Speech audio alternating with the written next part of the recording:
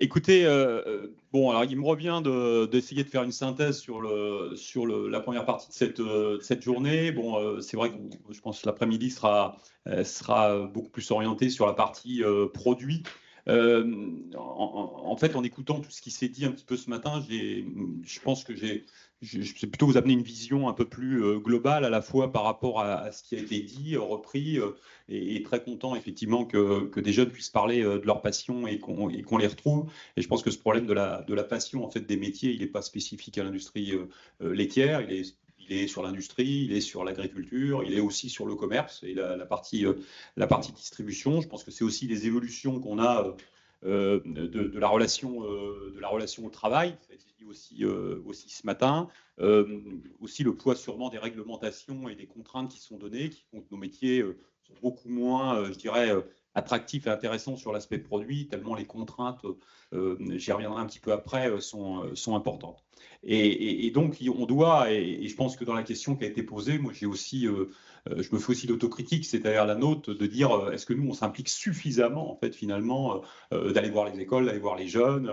Quand je vois que je suis en appui d'un lycée agricole qui est la Saucée, maintenant, c'est les profs qui vont chercher les élèves. Donc, c'est quand même quelque chose qui s'est quand même beaucoup inversé. Alors, pour donner un peu de vision, j'ai noté quelque chose et puis quelques idées qui doivent permettre de faire réfléchir par rapport à tout ce qui a été dit. Donc, on a parlé de beaucoup de choses, on a parlé de sens, on a parlé de vision, on a parlé de cap. Moi, d'abord, je voudrais commencer par une note d'optimisme, c'est que quand on regarde l'histoire de la filière laitière, et j'aime pas l'industrie laitière parce que je parle plutôt de la filière laitière, bah, cette filière, elle regorge de pépites de réussite. Hein, quand on voit aujourd'hui, on est une terre de gastronomie, nos fromages sont cités partout, nos crèmes sont envoyées dans tous les pays du monde, et ça, c'est lié à une production agricole de qualité, sûrement une des meilleures du monde, aussi une des plus décriées du monde, des produits de qualité qui sont sans cesse renouvelés, avec beaucoup de recherche, d'innovation, de technologie aussi qu'on a dû mettre en place. Cet après-midi, vous verrez une belle technologie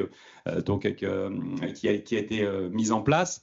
Les emballages qu'il ne faut quand même pas oublier, et juste sur les emballages, parce que je pense aussi que dans tout ce qui nous arrive, le poids du marketing et le poids du commerce, en fait, finalement, est devenu un antagonisme au poids de l'industrie et au poids de la technologie. Moi, je dis toujours, quand je vends un litre de lait, je ne vends pas une brique, je vends pas une brique en carton, je vends du lait. Parce que d'ailleurs, et les consommateurs, c'est ça qu'ils achètent. C'est qu'ils achètent un litre de lait. D'ailleurs, cette brique deviendra un déchet qu'il faudra recycler derrière. Et il faut qu'on l'oublie aujourd'hui. Moi, je suis contre les emballages que j'appelle bling bling. Et par contre, je dis qu'un emballage, il est avant tout là pour protéger un aliment avec des caractéristiques. C'est que nos produits sont rapidement dégradables, qui sont saisonniers. C'est pas le cas du lait, mais c'est le cas d'un certain nombre de produits alimentaires. Donc, c'est un point important. Et puis ensuite, bon, le sens, je pense que ça a été dit au travers dans ce qu'on a vu avec Nicolas Chaban, ça a été dit aussi sur la première présentation, les gens n'achètent plus qu'un produit, ils achètent aussi, ils se posent la question de pourquoi ils achètent ce produit et qu'est-ce qu'il y a derrière. Et globalement, je suis assez surpris quand je vois aujourd'hui les débats qu'on peut avoir sur le sucre, sur un certain nombre de choses. Moi, à un moment, je me dis, mais mon métier, c'est pas de rendre les gens malades. Donc, mon métier, c'est effectivement d'amener une alimentation équilibrée, raisonnée. C'est pas de pousser à la surconsommation comme on a pu l'avoir, etc. Mais c'est contribuer finalement à un équilibre de vie qui est important. Ce qui se joue aujourd'hui, et ça a été très bien redit, et je vous rejoins, pour moi c'est très grave en fait ce qui se passe, c'est que ce qui joue, c'est notre souveraineté alimentaire, notre indépendance alimentaire, c'est notre diversité, c'est notre biodiversité. Vous savez, il y a des gens à Paris et puis à Bruxelles qui rêvent en fait de mettre les usines le long de l'autoroute A6 et A10 et mettre toutes les gens dans les villes. On a vu ce que ça a donné avec le Covid d'ailleurs. Notre pays, c'est pas ça. Notre pays, c'est la diversité, c'est la biodiversité. Et c'est ce qu'on emmène au travers de ça, c'est cette fierté qu'on a d'aller dans n'importe quelle forme d'entreprise, dans n'importe quelle région. On a un pays formidable, on doit cultiver et on doit se battre. On doit se battre en tant qu'industriel, en tant que salarié, mais aussi en tant que citoyen, dans la manière dont on consomme les produits. Et je pense qu'on est aujourd'hui à un virage où de plus en plus, il y aura deux catégories de produits. toute petite catégorie de produits très élitistes. On aimera toujours les fromages d'appellation d'origine, le très très bon vin, etc. Et puis une catégorie de produits auquel j'appartiens, qui est une catégorie de produits centimiers, où là il faut aller chercher finalement la performance pour amener le produit à son juste prix au bon moment, etc. Et tous ceux du milieu, qui soient restaurateurs, on le voit, les grands restaurants tournent très bien, les fast-foods tournent très bien, mais au milieu c'est la catastrophe. Donc, toute cette chaîne du milieu, en fait, finalement, pour moi, elle est en très grand danger, qu'elle soit agricole, qu'elle soit industrielle ou qu'elle soit effectivement dans les chaînes de distribution ou dans les chaînes de restauration. Et si on ne fait pas ça, eh bien, c'est notre alimentation dont on ne le maîtrisera plus. C'est-à-dire qu'on nous imposera demain ce qu'on ne veut pas faire ou ce qu'on ne nous autorise plus à faire. Donc, si on veut ça, il faut continuer comme on fait aujourd'hui, pas que dans le lait d'ailleurs, de domaine assez général. Si on ne veut pas ça, il faut effectivement qu'on se batte pour le faire. Alors maintenant, quand j'ai dit ça, on est aussi dans la vraie vie, on n'est pas dans le monde des bisounours. Et on voit bien qu'on est dans un monde qui est de plus en plus incertain, contraint, contradictoire. Hein.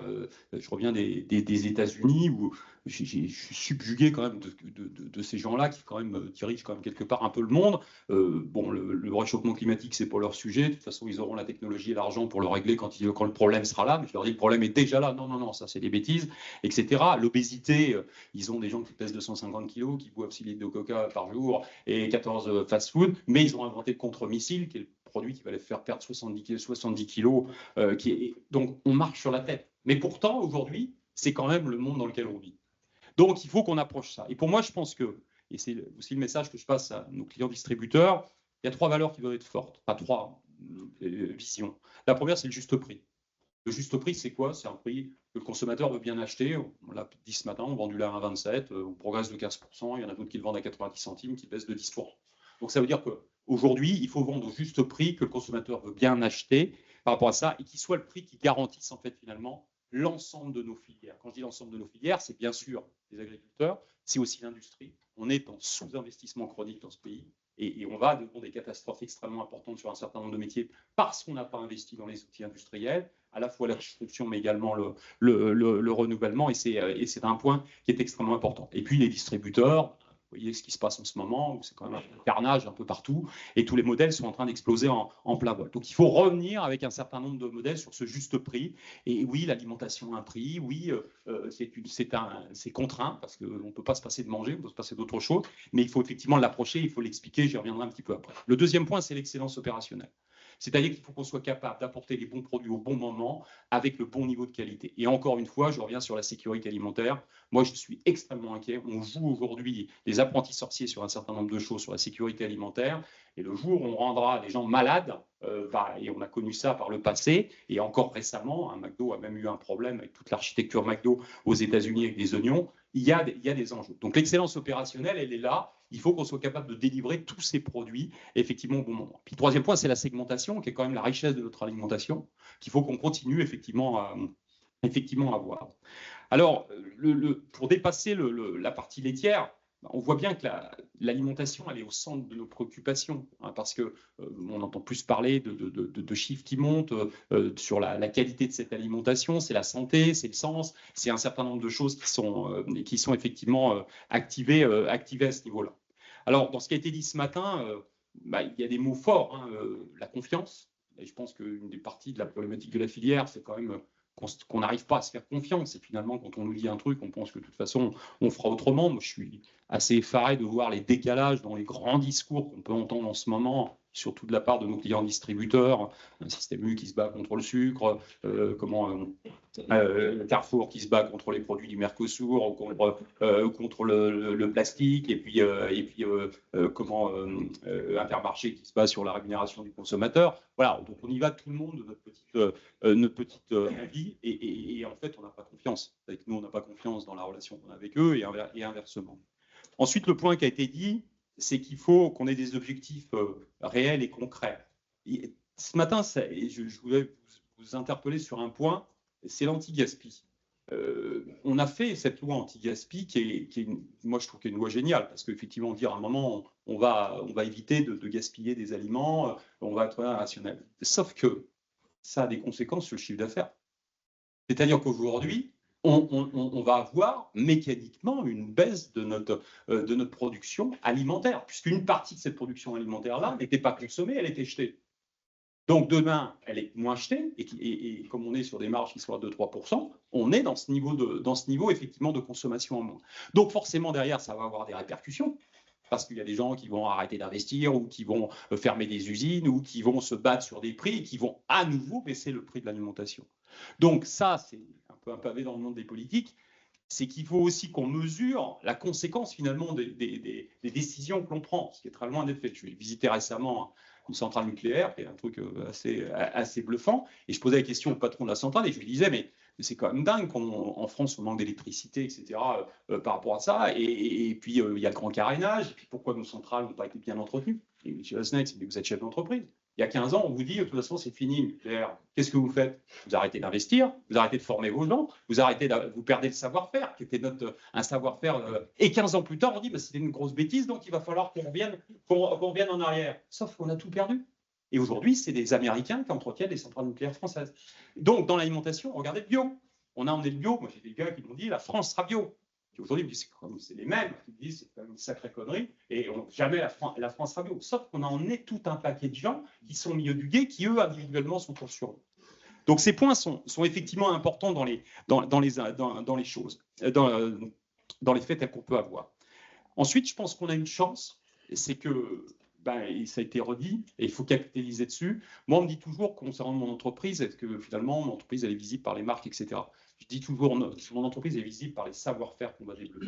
C'est-à-dire que demain, moi, je suis convaincu que ceux qui tiendront la vérité, c'est ceux qui auront la production agricole pour nourrir les gens, et c'est ceux qui seront capables de la conserver. C'est une chance pour notre industrie aujourd'hui, et il faut vraiment qu'on capitalise là-dessus. Ça veut dire capitaliser là-dessus sur les outils, mais également sur les jeunes, se former, donner envie, aller plus loin encore dans ce que l'on peut faire. Et on a cette chance d'avoir une industrie qui est parmi les meilleures du monde au niveau agricole et au niveau agroalimentaire. Je terminerai sur deux points. Le premier, c'est qu'il ne faut quand même pas négliger le rôle de la politique dans cette histoire-là. C'est-à-dire que globalement, on voit bien, et c'est le bordel en ce moment en France, mais c'est aussi en Europe. C'est-à-dire qu'en Europe, on a été incapable de donner une véritable politique de l'alimentation, comme ça a été fait après la guerre, avec le plan Marshall, avec un certain nombre de choses, etc. Aujourd'hui, c'est quoi la finalité de la politique alimentaire européenne? C'est quoi? Il n'y en a pas. Donc, il faut qu'on redonne absolument cette vision. Il faut qu'on arrive aussi à caler les conséquences que peuvent avoir ces choses-là. Et les conséquences, il y en a des monstrueuses qui sont en train d'arriver, parce qu'on peut ne pas être d'accord avec le moins consommé, plus raisonnablement, plus équilibré, etc. N'empêche que les problématiques de diabète, de maladies cardiovasculaires, d'obésité, etc., ils sont moins importants chez nous qu'aux États-Unis, mais ils existent quand même. Et tout le débat qu'il y a eu, et la semaine dernière, c'était une des grosses controverses qu'on avait à l'Open Agri-Food sur le Nutri-Score entre Herberg et puis Jean-Paul Torres. En fait, les chercheurs, les médecins, ils sont dans un modèle en disant, de toute façon, on mange trop sucré, on mange trop salé, on mange trop gras. Donc, de toute façon, on va s'y attaquer. Donc, on a deux solutions. C'est soit on travaille avec eux pour essayer de refaire consommer raisonnablement à certains instants, en réapprenant un certain nombre de choses, soit on va dans le mur. Et moi, je pense qu'il faut que l'industrie agroalimentaire et l'industrie laitière, au travers de ça, se réapproprient un certain nombre de choses sur ces angles-là et soit force de proposition vis-à-vis du politique de façon beaucoup plus importante qu'on l'est aujourd'hui. Aujourd'hui, on subit tous les désirata dans tous les domaines, y compris les emballages, etc., et l'alimentation. Le deuxième point que je voudrais dire, c'est le poids de la réglementation. Bon, il est là. Et tout à l'heure, dans ce qui a été dit dans l'attractivité des métiers, moi, quand je suis sorti de l'ENIL, j'étais responsable de production. 80% de mon boulot, c'était au pied des machines avec mes collaborateurs. Aujourd'hui, quand un chef d'atelier, 40% au pied des machines avec ses collaborateurs, c'est déjà bien. Et pourquoi? Parce qu'on lui a fait faire des entretiens individuels, 3 heures par entretien, 100 personnes, 300 heures de mois de travail. Parce qu'on a mis les réglementations et des reportings, hein, les champions, ça a été dit d'ailleurs ce matin. C'est qui a fait le truc, qui a accusé? Donc on fait du reporting sur reporting et on justifie des trucs, etc. Donc il faut aussi que nous, on remette du sens dans notre action quotidienne et dans notre management quotidien. Où sont les vrais enjeux? Qu'est-ce qu'on doit faire? Où on doit les faire, etc. Parce que l'opérateur de production, lui, en fait, on a parlé d'irritant aussi ce matin, et je pense que ça a été très adapté. Cet irritant, il est très très fort. Les grands problèmes du monde, c'est pas son sujet. Son sujet, c'est son mètre carré avec ses machines ou avec sa collecte laitière, etc. par rapport à ça. Donc ça, c'est ce poids des réglementations, il a beaucoup plus d'incidence qu'il n'y paraît finalement sur notre quotidien dans nos entreprises. Et on doit, nous, en tant que managers et responsables dans l'agroalimentaire et dans l'industrie laitière, être extrêmement vigilants là-dessus. Le deuxième point, pour finir, je voudrais parler de l'éducation à l'alimentation. Moi, je me bats depuis plus de 25 ans sur l'éducation à l'alimentation parce que je pense que c'est l'élément clé, en fait, finalement, à tout ce qu'on est en train de vivre et de faire. Et pourquoi c'est clé? Parce que d'abord, je pense qu'un pays qui ne s'éduque plus, c'est un pays qui régresse. Et je pense que plutôt que d'apprendre des conneries à nos enfants, on leur apprendrait ce que c'est qu'une préfecture, une feuille de paye, un feuille d'impôt ou bien manger. Ça serait quand même vachement plus utile pour eux. Mais bon, même s'il faut un certain niveau de maths et un certain niveau de connaissances, je ne le nie pas. Et cette importance de l'éducation à l'alimentation, comme l'éducation à l'économie, hein, on est un pays ignare en économie et on changerait le monde, pour moi, c'est trois volets. D'abord, il faut informer. Et ça, il faut que nous, on se réapproprie l'information. Pourquoi on doit se réapproprier l'information? Parce qu'il n'y a que nous qui sommes capables de la donner. Parce que s'il n'y a que nous qui savons ce qu'il y a exactement dans nos produits. Donc, c'est à nous d'informer Nutri-Score, qui doit être amélioré, on doit parler de la fréquence, on doit parler, etc. On doit revoir, OK, mais on doit se réapproprier la partie information. Le deuxième point, c'est qu'il faut former. Et il faut former dès les plus jeunes âges. Je vous garantis que si demain, on se met à former les enfants maternels à l'alimentation, en 10 ans, notre pays n'a pas la même gueule. Parce qu'on aura des gens, et on le vit, on l'a vécu sur les emballages. C'est aujourd'hui nos enfants qui nous disent « Papa, tu ne mets pas la bonne bouteille dans la bonne poubelle ». Donc, l'alimentation, ça doit être pareil. Non, je ne vais pas manger à 11 heures un truc, etc., qui ne va pas, ou je ne vais pas consommer un litre de coca avec une pizza devant ma télé, devant un match de foot. Voilà. Il faut qu'on forme, aller dans l'éducation nationale, mais aussi à l'école. Et puis ensuite, il y a la liberté. Et la liberté, c'est nous. C'est-à-dire que c'est nous, en tant qu'individus, qui devons se réapproprier. Et moi, je parle de plus en plus de responsabilité étendue du consommateur. Quand le consommateur est informé, quand il est formé, si derrière il veut faire n'importe quoi, on ne va quand même pas se mettre tout le temps à sa place. Donc il faut qu'on ait cette liberté. Et je dis toujours, consommer 4 fois par an du foie gras, c'est pas grave. Consommer une tartine tous les matins, ça finit par poser des problèmes. Donc voilà ce qu'il y a. Et cette éducation à l'alimentation, je m'en fous finalement qu'on ait l'appropriation au travers des organisations qu'on a créées. Il n'y a qu'un truc important, c'est qu'elles se mettent en place et que l'éducation nationale prenne conscience, particulièrement en haut, que l'on a effectivement un rôle extrêmement important. Voilà ce que je voulais vous dire. Et donc en termes de conclusion, pour donner un peu de vision générale sur les idées qui me trottent dans la tête à certains moments. Merci à ceux qui sont intervenus, particulièrement aux jeunes qui sont intervenus ce matin. Et puis, je ne sais pas s'il y a des questions, mais je pense qu'il n'y en a peut-être pas. Donc en plus, je pense qu'on va manger, c'est ça?